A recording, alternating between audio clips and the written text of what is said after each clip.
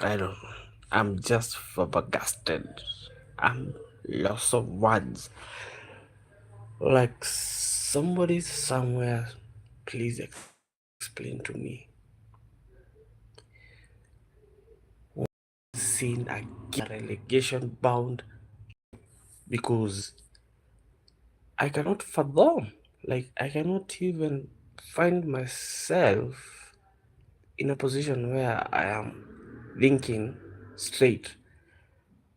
I am not a football coach, but I can do better than him.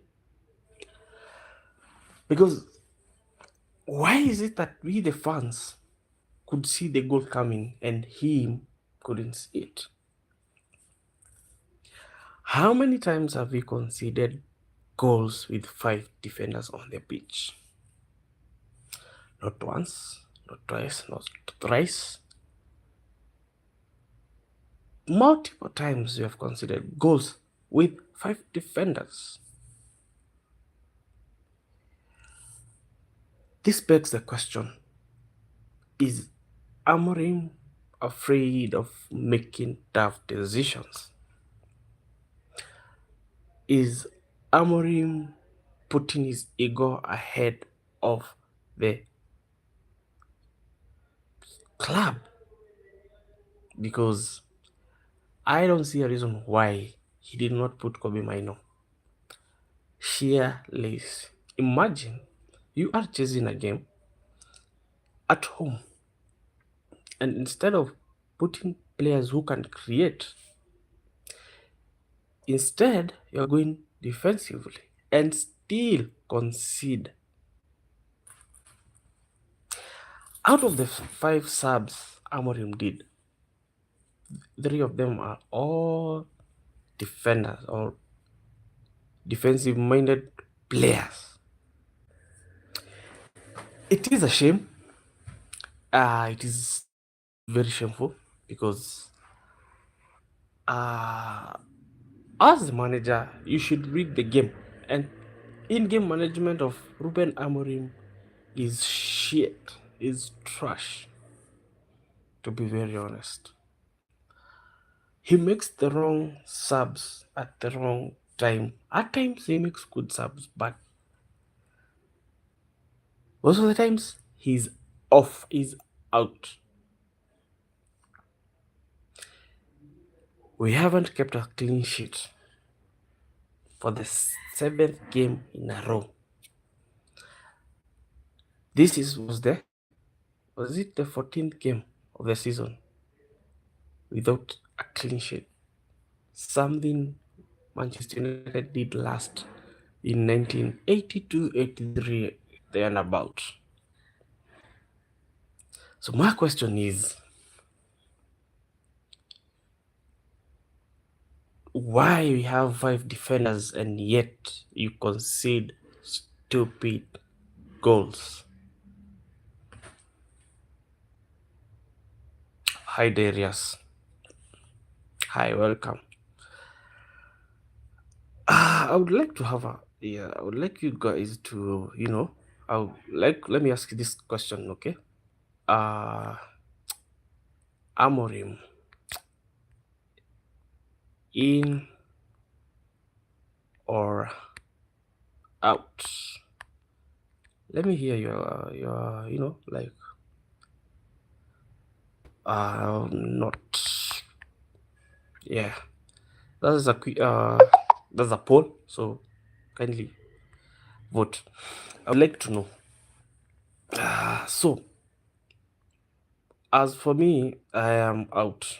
As I'm out because I am trying to understand or to reason why you are at home, you are chasing a goal,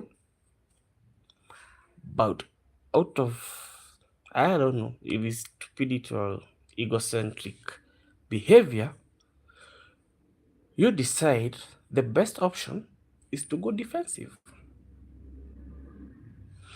You're going defensive against a very poor West Ham.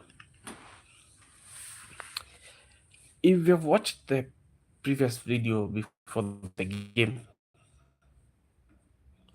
I said we need to go toe to toe with West Ham. I need to be physical. You are physical to toe with us, like under 9 kids playing at home outside.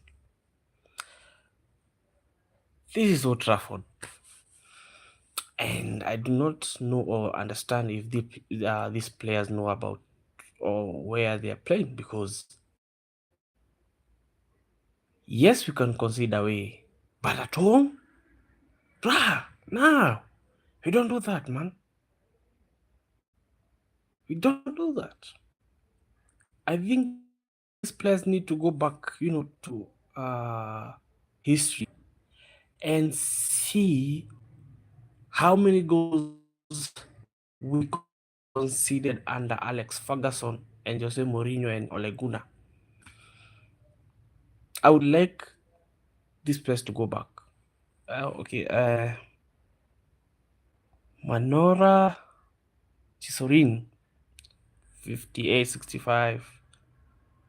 Hello. I don't understand what you're saying, but if I'm not wrong, you're talking about football. So forgive me. I don't know what you're saying, but if you're talking about football, then we are in together. So, oh, I am from Kenya.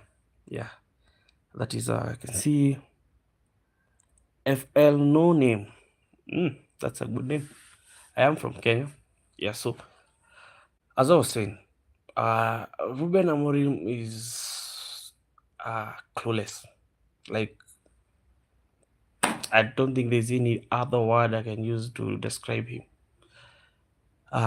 He is clueless. Like, he doesn't read the game. Like, tell me why we, the fans, could see the goal coming from afar. We knew. I personally knew the game was coming, that goal was coming, because the players themselves were sloppy. They invited the pressure. They invited the pressure from West Ham. They entertained the pressure. Players who are pressure resistant, like Brian Bemo, disappeared. Like, for the last 2 games, Brian, his head is gone. I don't know why. I don't know if it is about because of AFCON. I don't understand, because this is not the Brian Bemo we know. And this is not the Brian Bemo we signed. And it is high time these guys get back. Like, we have lost how many chances to go top 4? Now this is there. I will start. Let me just count, okay? Yeah, so let me start at Nottingham Forest. That was a game that we're supposed to win. Tottenham, another game we should have won. Everton, another game we should have won. And now this is another game we should have won by clear margins. You see? So I don't understand how Amorim thinks. I do not understand what Ineos is thinking, because I know it is bad talking about bringing in another manager, but it's clear he's clueless. Let me not talk about Patrick Dog. I don't know what's the issue with this kid. He has had a full season playing for Manchester United, and he's still making the same stupid mistakes over and over and over again. He's so slow in reaction, and when I say reaction, I know he's a speedster, but his reaction time is that of a sloth. Because tell me why Patrick Dog is taking more than a minute to cross a good ball or to pass. is wanting. Brian Bemo was asking the ball, and he only had one defender marking him, and there was a huge gap. And instead of Brian Bemo giving a through ball, he decided to cross it to Bruno Fernandes. This is why I'm saying Bruno is also part of the problem. Because now every player is just looking at where Bruno is. Another player, Ahmad. There was an opportunity, a very good counter-attacking opportunity, where Ahmad had the option of squaring the ball earlier. But what did he do? He decided to dribble. Like, I do not understand what's the issue with these players. I think these players are playing as individuals instead of a team. Because in a good team, with such a good flow he had in the game, apologies for the network. My main issue is we have players who cannot make the right decisions at the right time. So I thought the rebuild is almost over, but it seems we need so many players. So guys, this is just a reaction for part one. I'll be doing a part two. Yes, when my network is more stable. I sincerely apologize, but I had to do it. I had to say what I had to say because I don't want to sleep when I'm angry. So let's all be angry. Yeah. Thank you. Cheers. Good night. And don't forget to like, comment, subscribe, and share. See ya. See you guys.